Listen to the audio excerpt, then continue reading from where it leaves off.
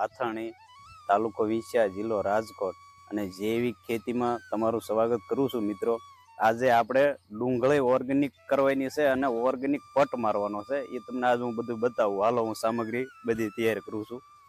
જો આ રીતે સામગ્રી કરવાની છે તૈયાર. આ પવન છે એટલે ઉડી જાય છે.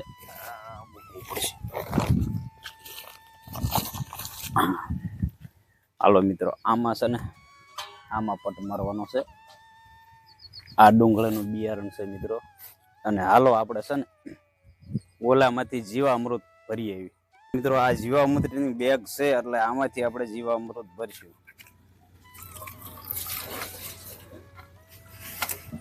જો આવે છે ને મિત્રો આ જીવામૃત,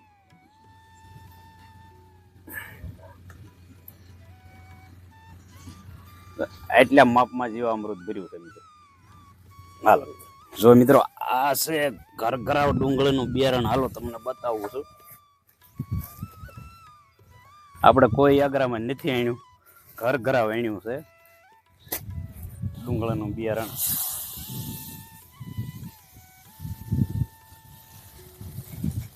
આ 1 કિલો ડુંગળીનું બિયારણ છે.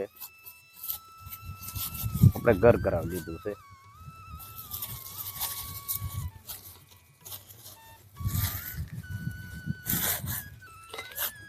અને જો મિત્રો, આ જીવામૃત નો આમાં પટ મારવાનો છે. એ હું તમને બતાવું. જીવામૃત નો જો આ રીતે જીવામૃત નો પટ મારવાનો છે. બધું બિયારણ ને પટ લાગી જાય એ રીતે હલાવી નાખવાનું. જો આ રીતે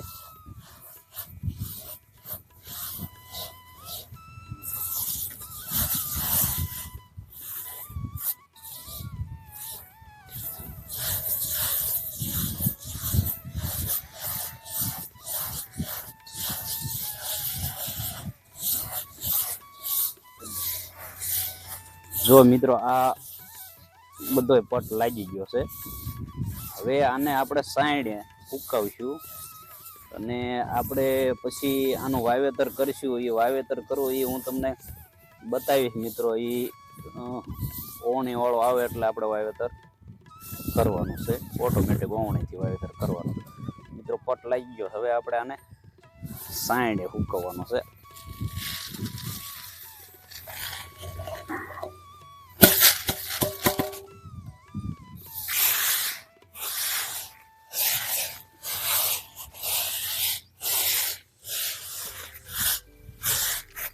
પ્યોર ગાય આધારિત ખેતીમાં આપણે આ પટ માર્યો છે મિત્રો.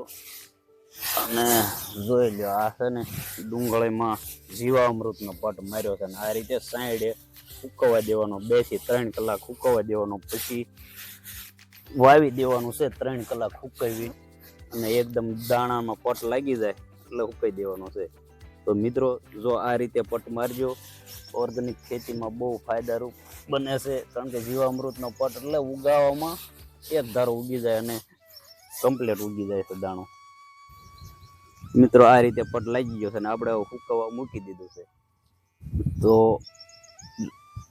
ખાતર ભરી દીધું છે. સાણિયું ખાતર 5 પેરા. જોઈ લો, આ સાણિયું ખાતર આમાં તમને બતાય છે. બસ ડુંગળી વાવવાનું ચાલુ થઈ ગયું. જો